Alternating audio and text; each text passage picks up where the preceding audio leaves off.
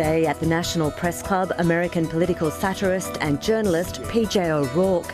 Fresh from the US campaign trail, he's described Donald Trump as a flying monkey and Hillary Clinton as the second worst thing that could happen to America. PJ O'Rourke with today's National Press Club address.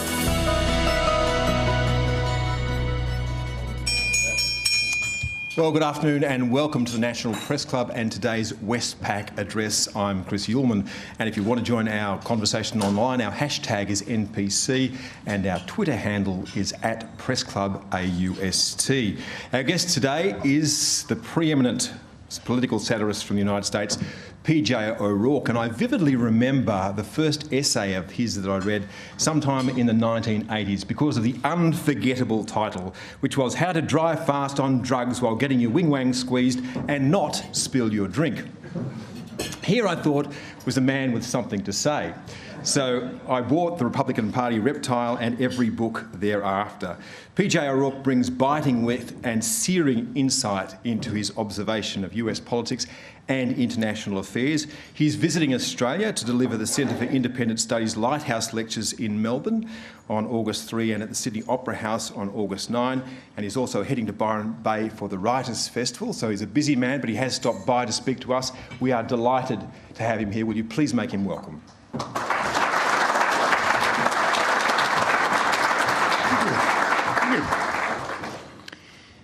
Well, as was mentioned, I've just come from America, or as I call it, Australia with 275 million fewer idiots. More idiots. Excuse me, I have my math quite wrong. Yeah. This is two very similar countries. Basically a bunch of Irish with premature Brexits. We all got thrown, not all, a few immigrant folk here, but most of us got thrown out of the British Isles, you know, we in America, we were thrown out for being beggars, and you were thrown out for being thieves. Your potatoes were stolen, ours were rotten, and you got shipped to Australia as convicts, we got shipped to America as ballast. Never have liked the Brits, really. A bunch of bedwetters. I mean, here we are in a period of absolute global lunacy, and the Brits are not even crazy enough to elect Boris Johnson as Prime Minister, and they're really falling behind the mark in every way. Although making him Foreign Minister it certainly is sticking it to the foreigners. So, now you people, on the other hand, 5 Prime Ministers in 6 years? I've got to hand it to you, really know how to throw the bastards out. Then you keep letting them back in. All right, Turnbull and Shorten were, it looks like they were stuck in the revolving door there for just a minute. A hung parliament. What a temptation that must have been. I suppose it's morally wrong to hang members of parliament, and probably illegal too, except in parts of Queensland if they're caught bothering sheep. But I have to say, for an outsider, Australian politics are a little odd. I mean, you've got Malcolm, is a liberal party fellow with Labour Party views on climate change and same-sex marriage and getting the Queen off your stamps and coins, and then you've got Shorten, who intends to make Australia fair, or middling, or so-so, or ho-hum.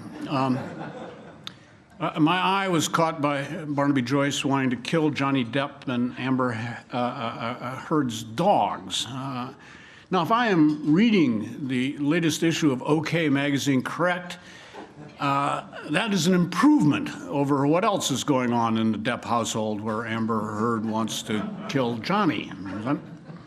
Your Green Party, devoted to saving nature, most competitive in inner urban areas where there is no damn nature.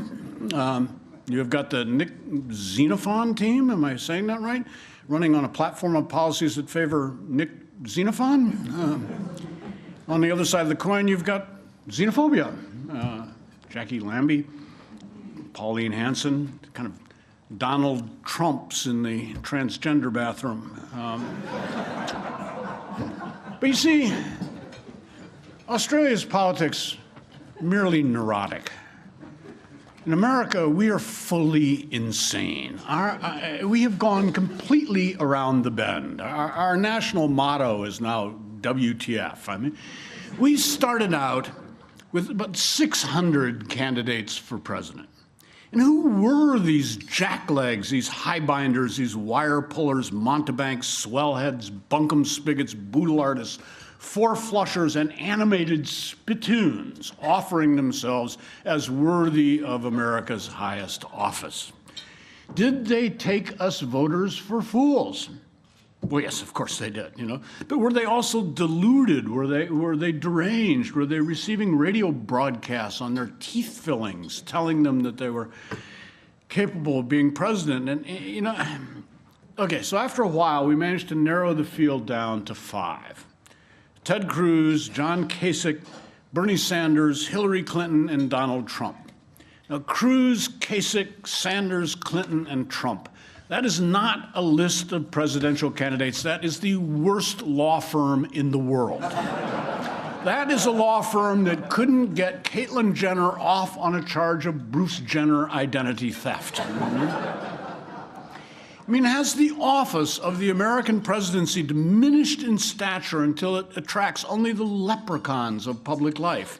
Or have America's politicians shrunk until none of them can pass the carnival test, you must be taller than the clown to run for president? And it wasn't just the candidates who were loony. The electorate was nuts. I mean, the 2016 presidential campaign has been the most severe case of American mass psychosis since our Salem witch trials in 1692. In fact, it has been worse than that. What kind of witch hunt leaves Hillary not dunked in the pond or pressed under heavy stones, you know? Now, back when all this started out, when the American presidential candidate election campaign began, it looked as the two inevitable candidates would be brother of George W. Bush, son of George H.W. Bush, Jeb, and wife of Bill, Hillary. And I trembled for my country. Members of the electorate would go into the voting booth, they would see the names Bush and Clinton, and they would think to themselves, gosh, I am getting forgetful. I did this already. And they would leave without marking the ballot. And voter turnout would be about 6%. I mean, the shuttle from the local old age home would send a few senile Republicans to the polls. A Democratic National Committee bus would collect some derelicts from Skid Row. And we would have the first president of the United States elected by a franchise limited to sufferers from Alzheimer's disease and drunken bums, you know? What happened to Jeb Bush? I mean, he's young for a Republican, a successful businessman for a Bush. And he was the former governor of Florida, a state where balloting, incompetence, and corruption are vital to the Republican Party. Plus, he was rolling like a dirty dog in campaign contributions. And then something went wrong. Something went wrong. And we don't know what. We American political reporters, we are frankly puzzled. The Bushes are an old and aristocratic family. With all the brains that implies. Perhaps Jeb just wandered away from the campaign stump and couldn't find his way back. And then it turns out that even Hillary Clinton did not have a lock on her nomination. There's this fellow Bernie Sanders, the screwy, kablooey commander of the Vermont Kong. I mean, Donald Trump for people living in their parents' basement. Bernie is a socialist. He says so himself. Now, and I realize that announcing you're a socialist does not seem as bizarre in Australia as it seems in America. You have a long tradition of mainstream socialism. We do not. In America, saying that you're a socialist is like saying that you flip through the 10 Commandments and you've decided to cross out, thou shalt not steal, you know? I mean, when Bernie says he's a socialist, what Americans hear is, I'm going to swipe your flat-screen TV and give it to a family of pill addicts living in a shack in the backwoods of Vermont. You know? Bernie says he wants to make America more like Europe. Oh, good idea. I mean, Europe has had a swell track record for 100 years now, ever since Archduke Ferdinand's car got a flat in Sarajevo in 1914. I mean, make America more like Europe. Where do you even go to get all the Nazis and commies and 90 million dead people that it would take to make America more like Europe? So there was Bernie. And then over on the right-hand lunatic fringe, there was Ted Cruz. Cruz had one thing going for him among Republican primary voters.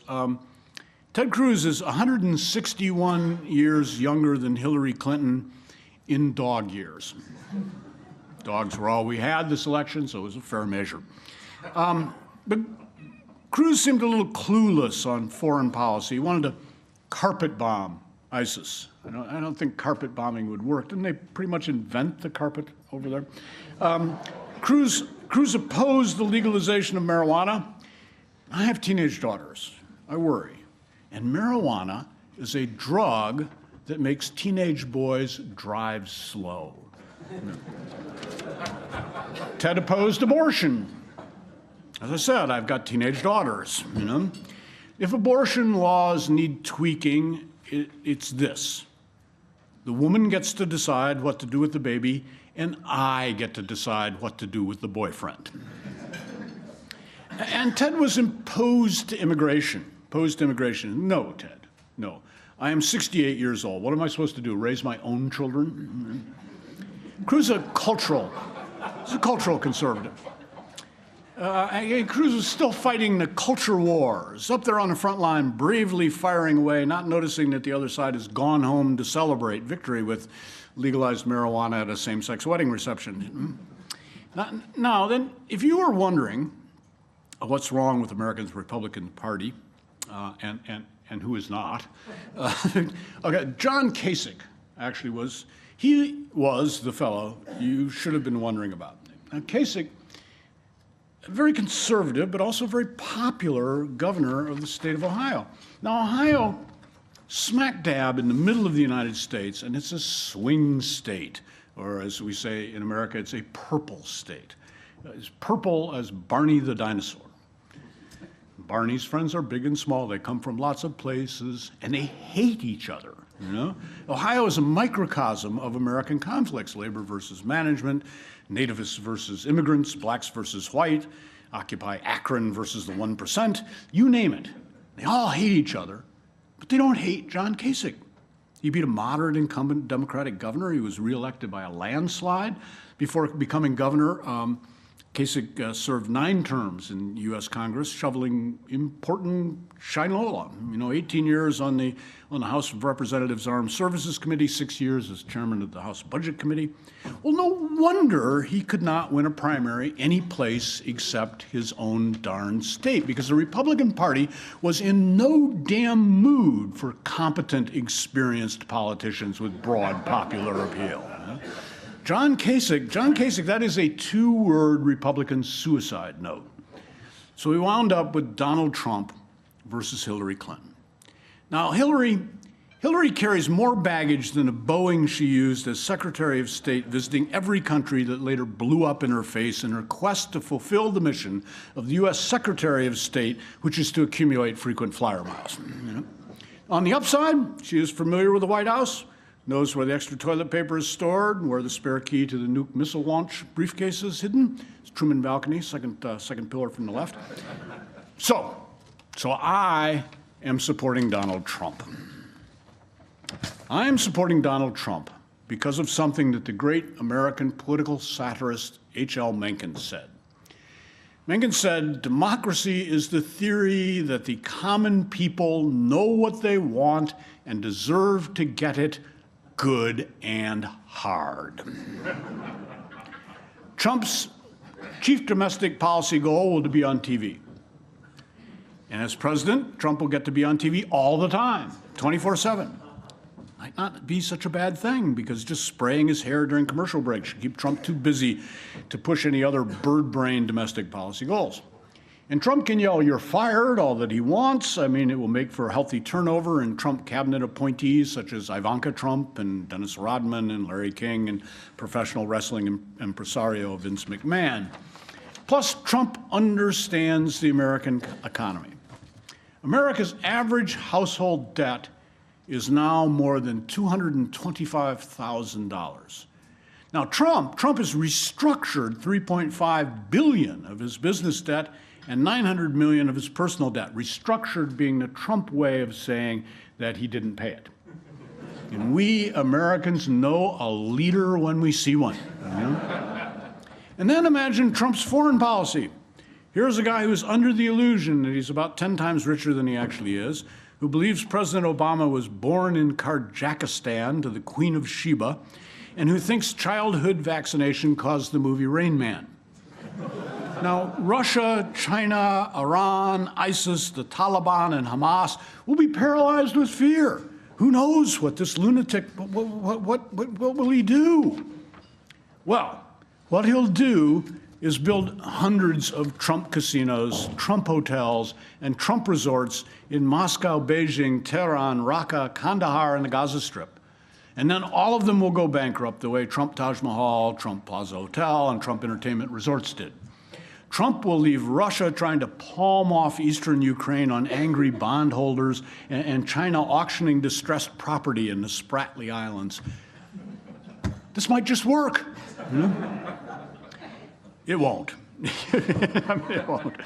You know, I know we members of the press, we are supposed to maintain a certain political neutrality, I suppose. And frankly, I've never been any good at this in the best of times. You know? But I honor the underlying principle of being fair and balanced, so to speak. You know? However, there comes a time when decent human beings, and political reporters too, have to choose sides. They have to choose sides. And in fact, actually, I endorse Hillary Clinton for president because, as was mentioned, she is the second worst thing that could happen to America. I endorse her and all her pomps and all her empty promises. Better the devil that you know than the landlord of the flies on his own 757 flying to and fro in the earth with gold-plated seatbelt buckles, talking nativist, isolationist, mercantilist, bigoted, rude, and vulgar crap, you know? The electorate is possessed by a demon, two if you count Bernie Sanders, and so I endorse Hillary. I mean, even though in The Wizard of Oz, Dorothy and Toto's house fell on Hillary, you know. The Munchkins endorse Hillary, you know. Trump is a flying monkey, except that the flying monkeys, when they go ori, ori, ori, ori, ori, ori, ori, that makes sense compared to Trump's policy statement, you know. And it's not that Hillary makes much sense either. I mean, she's wrong about everything. I mean, she is to politics and statecraft what Pope Urban VIII and the Inquisition were to Galileo. She thinks the sun revolves around her, you know? But Trump Earth, trademark, is flat. It's flat. We'll sail over the edge. Here be monsters, you know? Better a nit of a wit than a louse. Better a mangy cat than a rabid dog. Better the scurrying of mousy progressivism gnawing at the fabric of society than a White House than a rat sitting at the Oval Office desk. Better to root out the garden of free enterprise with the democratic pigs than to run off the protectionist cliff with the Garridine swine Republicans. I mean, you know, ever since Athens in the 5th century BC, the great enemy of democracy has been the demagogue. The demagogue, but o tempora, o mores, now we've got a firebrand soapbox orator who cannot so much put a coherent sentence together. He can't do it. He likes to talk bigly, you know? So here's to you, Hillary, for saving your best bloviation for your highly paid speeches to shady bankers, you know? I would, if I could, pay Trump even more to shut up, you know? Hillary, you are the crone in crony capitalism, and I endorse you. You know? I choose Goldman Sachs' milk cow over the cretin bull, siring his herds of mini minotaurs, half men, half bullshit, laying waste to the country, you know? Better a Marie Antoinette of the left saying, let them eat fruit and fiber, than a know-nothing who'd be a Robespierre if he could spell it, you know? Let me tell you why Hillary is a great presidential candidate. by comparison. And don't rush me here. Did I mention she's the second worst thing? Yeah. She doesn't cheat at golf. Surprised, I know. Yeah, the Clinton Foundation it's an ugly mess of American foreign policy influence peddling and conflict of interest. I mean, the conflicts of interest are so big that they have to be weighed on Chris Christie's bathroom scale. But Donald Trump will fix that. He has no interest in foreign policy, so where's the conflict? I mean, give him a few months in office and America won't have any influence left to peddle. You know? I mean, it's true Hillary screwed up during the attack on the U.S. consulate in Benghazi, as opposed to Donald Trump, who would have sent his supporters to boo and hiss the Islamic extremist attackers and then asked the police to take the extremists away. You know? And yes, Hillary sent top-secret State Department documents to her to her personal email server, but this shows that she can keep a secret even if she doesn't know where to put it. And it ends up decorating her Pinterest site. I mean, Trump would have sold the top secret documents on eBay, and also at least the CIA and the NSA and so forth tell Hillary secrets. I mean, who would tell a secret to Donald Trump? So that's the state of things in the United States. Like I said, or I meant to say, in my fumbling, jet-lagged way, Australia with 275 million more idiots. So, questions? Indeed. We'll go down to questions from the floor.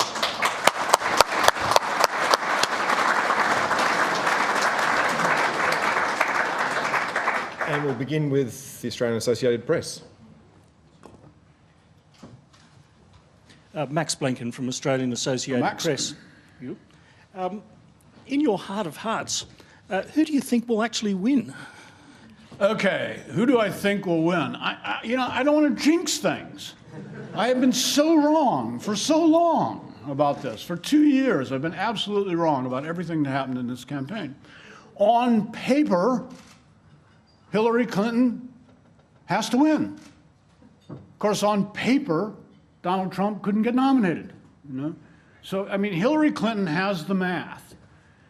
Women support her, minorities support her, younger voters support her. A larger number of voters support Hillary Clinton. The only problem with this larger number of voters is that these are groups that are famous for not voting. Whereas Trump's people will get their walkers and their little electric things, you know what I mean? Through 50 inches of slush in November, they will make it to the polls. So this is, makes it very hard to predict. But I mean, really, it should not be that difficult for Hillary to win. But the thing is I mean, this is, I don't need to tell you that the most amazing thing about this election is the negatives on the candidates. The last time I looked, a couple days before I left the United States, I think the negatives were running for Trump at very close to 70%. But the thing here was Clinton was only 3.6% behind him in the negatives. So she has to hope that he's 3.6% more detestable than she is. Radio 2CC. Mr. O'Rourke, welcome to Australia. It's great to have you. And I note that you're a panellist on a radio program in the United States called Wait, Wait, Don't Tell Me. Yes. What I'd like you to tell me is, wouldn't the world be a safer place if Hillary Clinton joined Theresa May in the UK and Angela Merkel as female leaders of very important nations? And would the Russians and the Chinese be playing catch-up?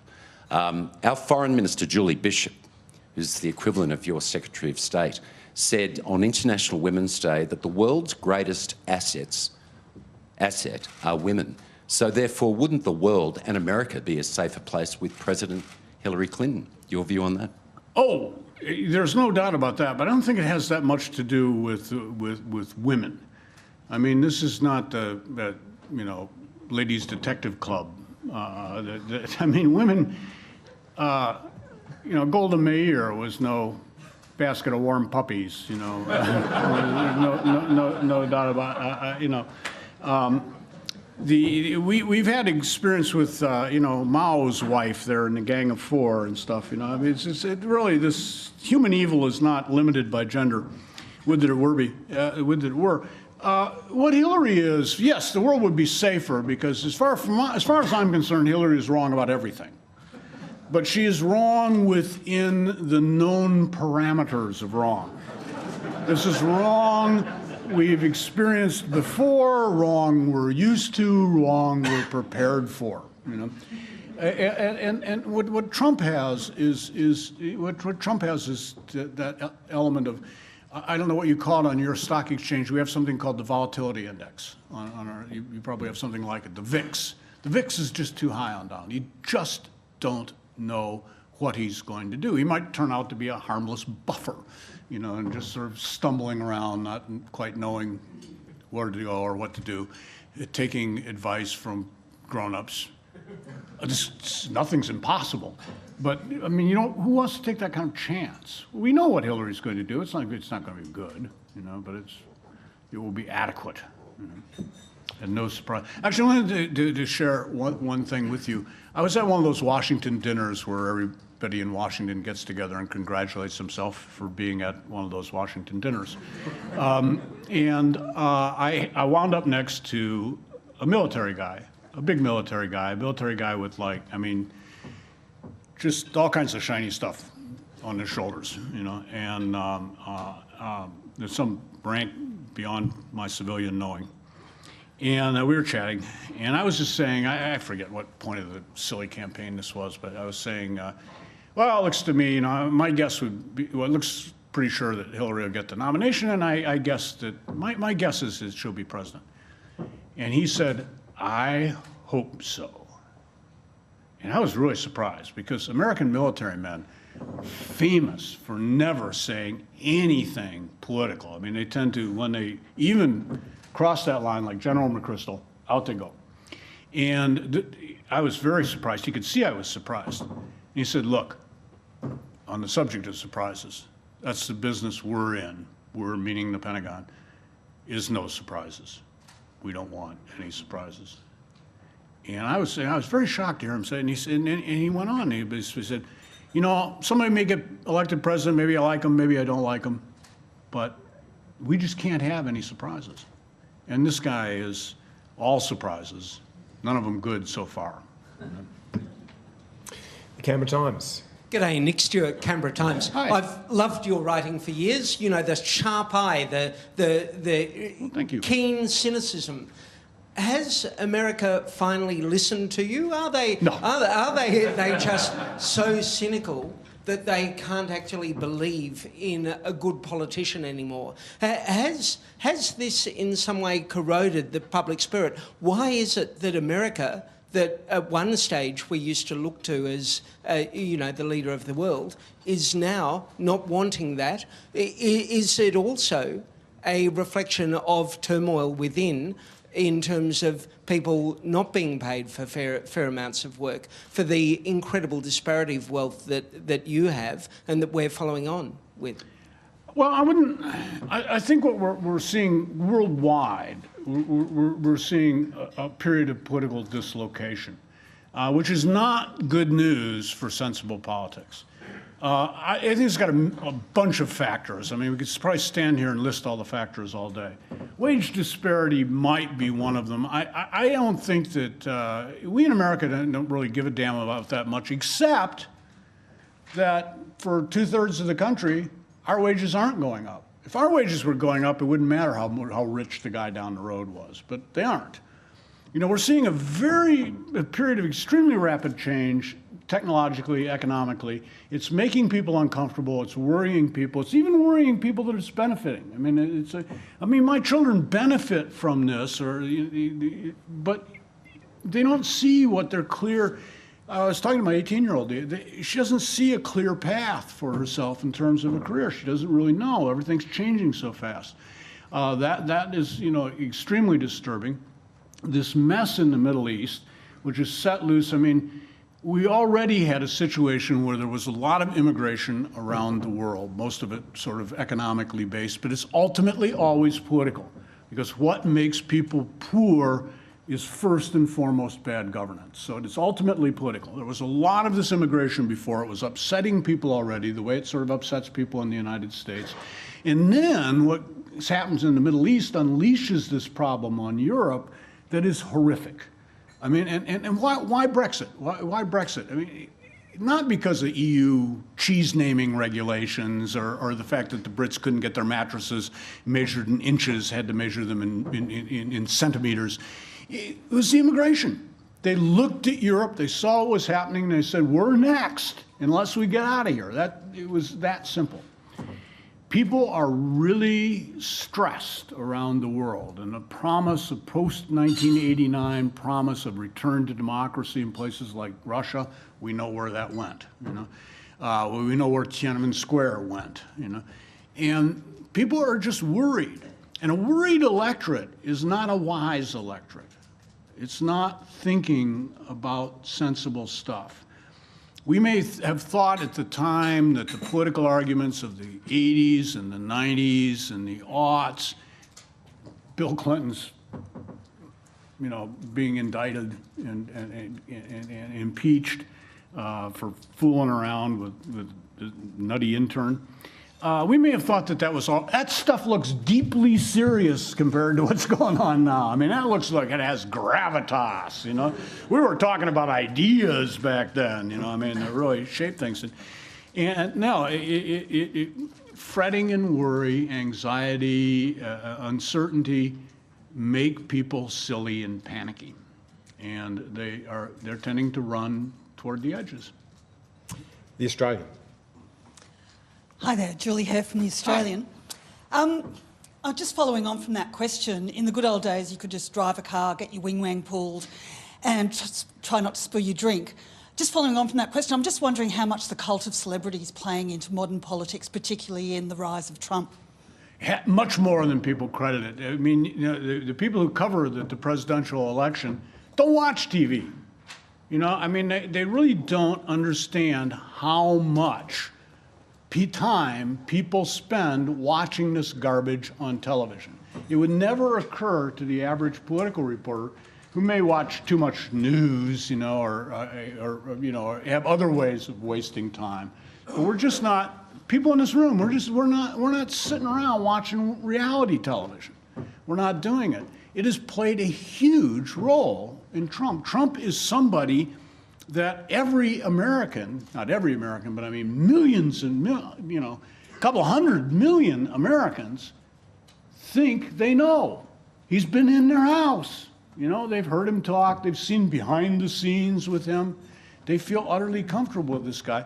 And we should have sent the idiots that do the entertainment reporting.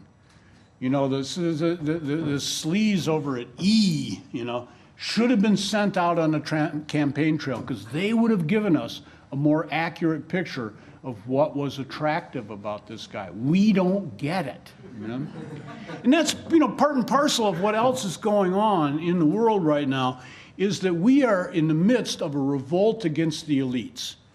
And the elites have got it coming. I gotta tell you. I mean, we have, the elites all over the world have bungled a lot of things. I mean, they bungled up the EU, they bungled up the euro. The amount of debt that we're carrying, a central bank, negative interest rates. The economy, the way it is, the fact of the Great Recession in the first place, and the recovery such as it's been since.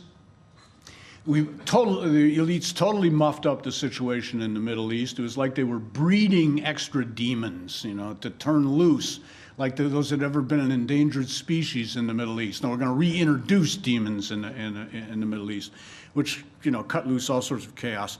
So the elites have it coming. But the problem with a rebellion against the elites is if you don't let the elites do the job, who does do the job? And the answers are the Trumps of this world. And Trump could be a lot worse. He could be coherent. He could have a plan. He could have beyond building a wall, he could actually have a plan. He could be coming to the public like a Franco or, we're not playing the Hitler card, but we could play the Perón card. you know, or the Mussolini card or the Franco card. He could be a man with a plan, and that would make him really, really dangerous. And how long will it be before that person shows up? I mean, he's shown up already in Russia. So what Putin is, that's their anti-elite, their populist movement. How long before we get him? How long before you get him?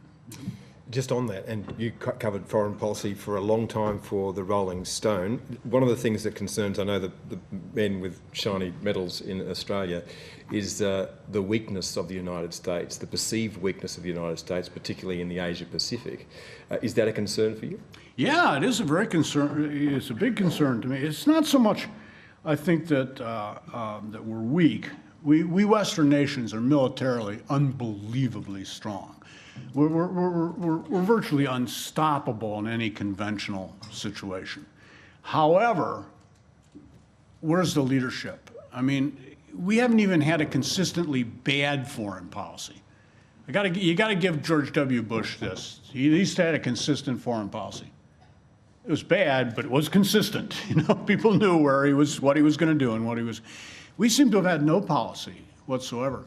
I mean, we like our policy with China, and I think this applies at least as much to Australia as it applies to the United States. I mean, we by turns scolding them for this and scolding them for that, and then fawning over them for their trade. You know, there is no perceived. It's not so much that we're not perceived as strong in the world, but we're perceived as uncertain, cowardly, unwilling to use our strength, or unpredictable when we use our strength. And that's just not good. You know, I mean, we saw it in that kind of weakness. We saw its results. You know, in the worst case scenario, that kind of weakness leads to what happened between World War I and World War II. Britain and the United States, even France, were strong countries, but not doing anything about it. The ABC. Hi, Michael Brissenden from the ABC. You sort of touched on this a minute ago, but clearly it seems to me that the response from the American electorate to Trump, and I guess to Bernie Sanders to a certain extent, is that a significant part of the electorate feels that the system is broken, that it's not working for them, that it hasn't worked for them for a long time. So they are rejecting the elites, yes. If they vote for Trump, what happens? What happens when that fails? Because clearly there's a man, as you say, with no ideas. Do the elites just sort of crawl off into a little bunker and never come out again? Or is this a complete game-changing moment? What happens if you have continuing bitter disappointment in the political system? And you're likely to have it either, no matter who gets elected, there's going to be a lot of bitter disappointment. Trump supporters will be particularly bitterly disappointed because the guy's not prepared. I mean, he's not going to be able to do any of the things that I hope that he claims. Anyway, I just finished reading. I don't know why I was reading this. It's really long and it's pretty boring. But it's Anthony Beevor's his history of the Spanish Civil War.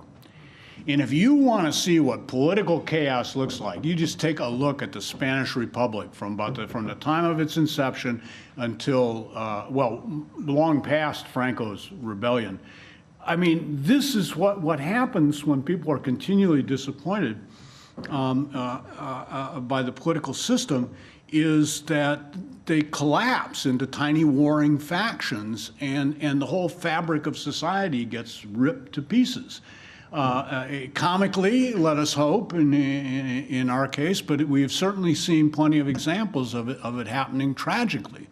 And you know, the net result is Lebanon. You know, I started, that was my first foreign correspondent. First time I covered a war was the civil war in Lebanon, you know, and boy, that tells you what happens when things really, really go to pieces. It's absolutely not pretty. But I'll tell you something, that the core of people being bitterly disappointed in politics is, and this is where I give my little libertarian speech, my classical liberal speech, we have expanded the power, the scope, and indeed the expense of government so vastly. But let's just talk about the power and scope of government. We've expanded over the past century, we have expanded the power and scope of government to the point where it intrudes in pretty much every corner of life. We are asking government to take care of everything for us, you know, from not cradle to grave, but as they say in Sweden, because you know, everything from Viagra to the Swedish National Lutheran Church that nobody goes to, they say it's from erection to resurrection. The government covers everything. Now, let us for a moment stipulate that everything our government does is good. Now, it's a big stipulation, but let's just make it. Let's make a legal stipulation. Everything the government does is good. It still couldn't all get done. It couldn't possibly get done. We've put too much burden on government. Frederick Hayek warned us about this, you know, in the 1940s. You know, once government is seen as the source and the only source of every form of justice and remediation within a society, then it can't refuse anybody anything. And this, I mean, it's a marriage. I mean, we are married to our governments. Now, what if you said to your spouse, okay, you make a living, but you also take care of the kids, and you also cook all the food, and you do all the house cleaning, and you do, you know, you run all the errands, and you change the oil in the car, and you repair the roof. And while you do that, what do I do? Well, I'll keep myself busy.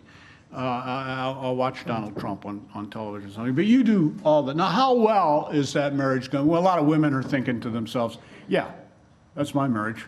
I realize I'll probably describe my own marriage pretty well, too. But nonetheless, how well does that thing work out for the couple? You know, and so, you know, we are tasking government with everything in our lives, and then we're surprised when government can't come through, or when, you know, to the extent government does come through, and then we get the bill and we go, what the hell is this, you know? What's my taxes and the debt and the deficit? And yet we keep asking government to do all these things. And I think that is the, you know, if we're looking for a root cause, I mean, there are many proximate causes for our current situation: rise of populism, public cynicism.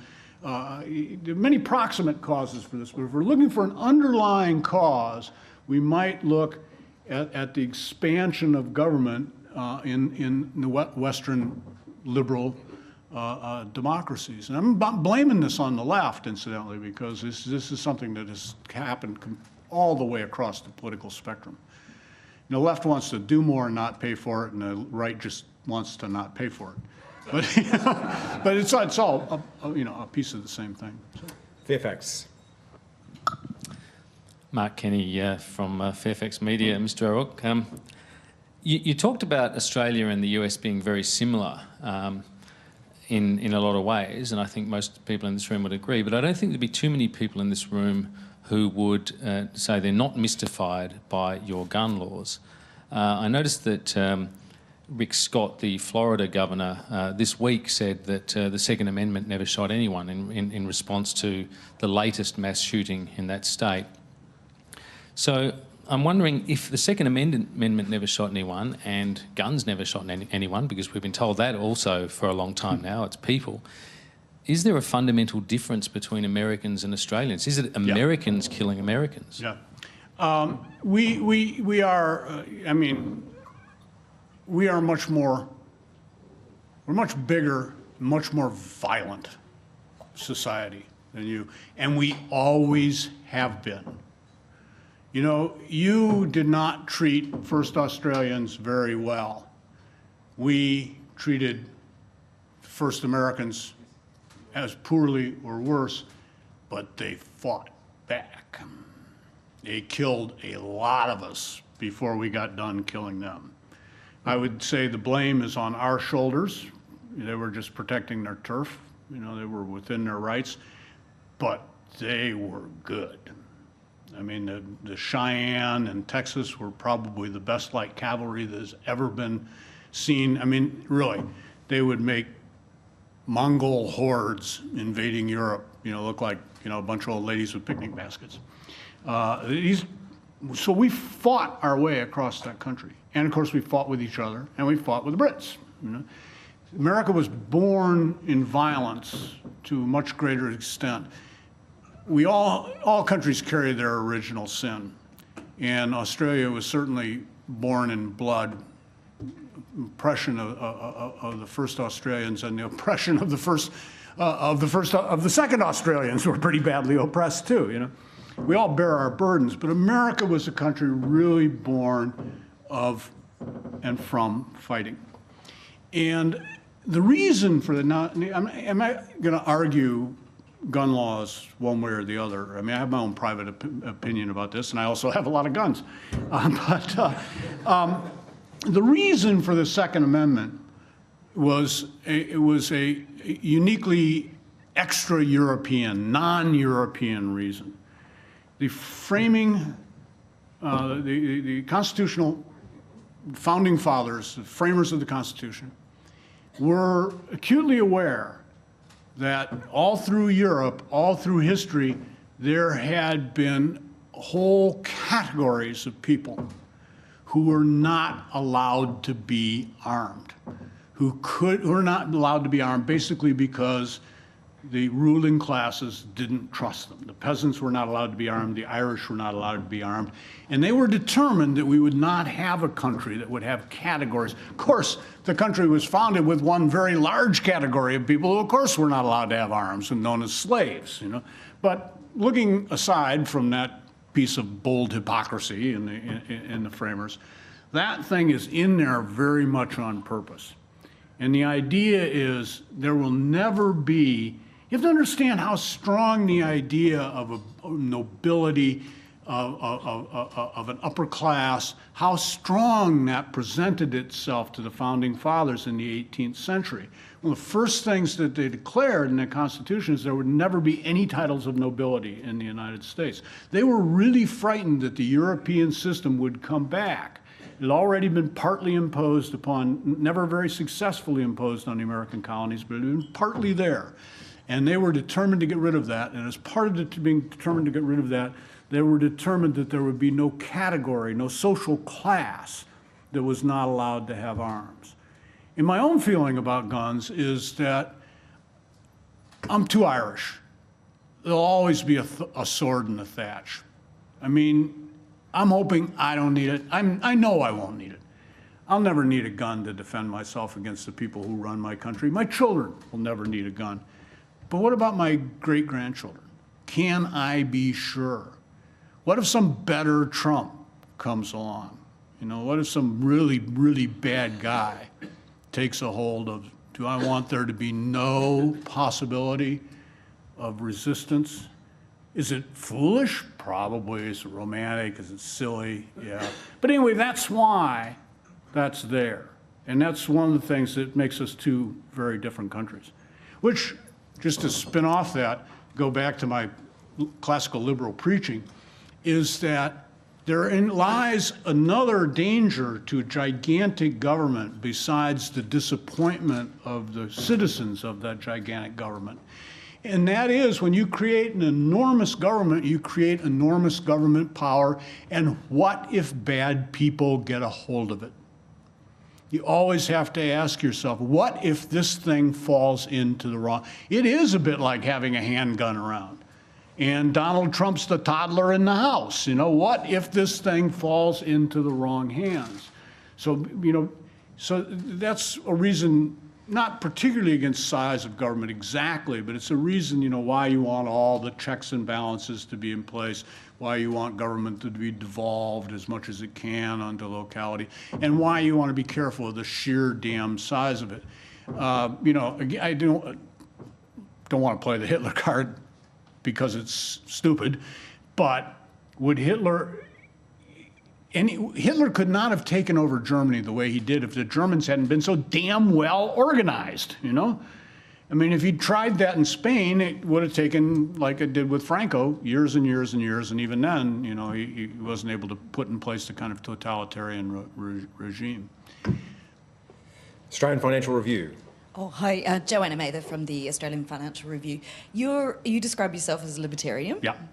Can you take a minute to convert us all as to why we should become libertarians? Well, too? I think I was just trying there. I was just trying pretty hard. It fundamentally comes down, of course, to the individual. I mean, things do. None of us know much. The one thing that we all know is that we are individuals. Now, there's a philosophical question of whether we're individuals of free will or not, but we sure as shit act like we have free will. I mean, we may have some airy opinion about whether we have free will, but we behave. When we reach for that salt shaker, we're going, I want the salt, I'm going to take the shaker. Maybe that was predetermined at the beginning of the cosmos. But anyway, we have the sense that we're individuals. And to me, libertarianism is not a coherent political philosophy. It's not a political philosophy at all. It's really a gauge. It's three questions that I think need to always be asked whenever power is exercised by one person over another person. Is this situation, is it conducive, does it further individual dignity? Does it further individual liberty? Does it further individual responsibility? Individual dignity, individual liberty, individual responsibility. To me, these are the three central questions of any social and political arrangement that we may have. And of course, the answer to all those things is always very complicated. And one does not achieve some sort of perfect situation of perfect human liberty, perfect human dignity, perfect human responsibility. But there are three things that always need to be asked, and never more so than when you deal with government. And the thing that fundamentally must always be remembered about government is that government has a legal monopoly on deadly force. Government is not just some other pressure group. Government's not your boss. Government's not your spouse. Government's not your partner. Government actually has a special kind of power. Now, we may democratically decide what government is going to do.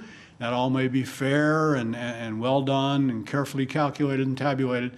But once the government has that decision, they have powers to enforce it that no individual does. In a free society, in an unfree society, of course, individuals do have the capacity to enforce that. We don't want that. We don't want to privatize the military. We don't want Lebanon. We certainly don't want Somalia. But we do always have to remember that that's at the root of government, and that's why it's so important to ask those questions about the individual. So that's the best I can do. Mr. Schubert. Misha Schubert from the National Press Club. Mr. O'Rourke, thank you for your address today.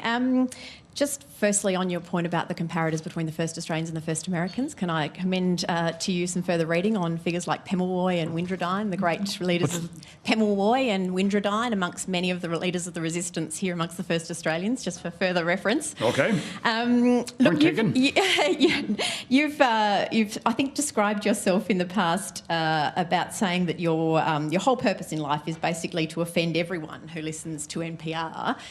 Do you think that as the years have gone on, though, that you're more of an equal opportunity offender, that you have a wider ranging set of ambitions for the breadth of people you like to offend in your political coverage and your satire that you bring to those things? And is there, because a corollary to that, I guess, is there a moment when the role and the craft of a satirist sometimes you feel needs to be set aside because you feel such a profound disquiet about what you see in politics and you want to be serious for a moment as well? Well, I think you've seen me being as serious as I get, which is not particularly serious.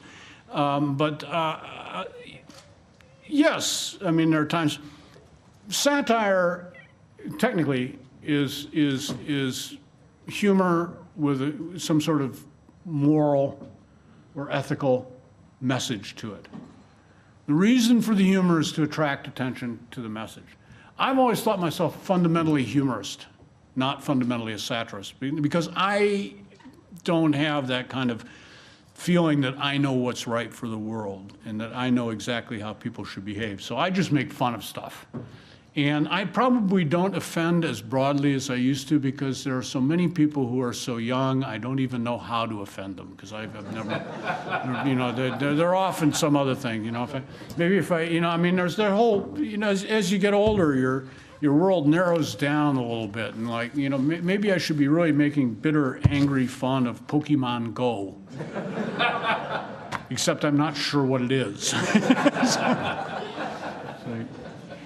Tony Melville. Tony Melville, Director of the National Press Club. I don't want to sound like a Trump supporter with this question, but a lot of people laughed at Ronald Reagan as being in his pyjamas at midday, but the other half of the people thought he was one of the greatest presidents. There's that question, but also we've mentioned Russia a couple of times. Can Russia really be campaigning for the Democrats? Can Russia really be campaigning for the Democrats? No, for Trump. For Trump against the Democrats. Yeah. I think. Well, I mean, I think that Putin's strategy is just to sow chaos. All he really wants is for the West, which he sees as more unified than we see it.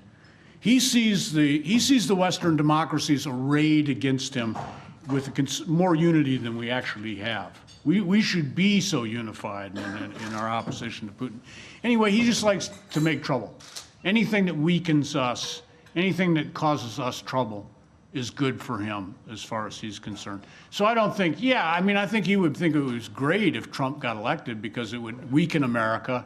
And, you know, I'm sure he feels that he could pull the wool over Trump's eyes, and doubtless he could, you know. So I'm sure he's in favor of Trump, but I think it's more just the instinct of troublemaking. You know, apparently Putin has done quite a bit to support nationalist, populist parties in Europe.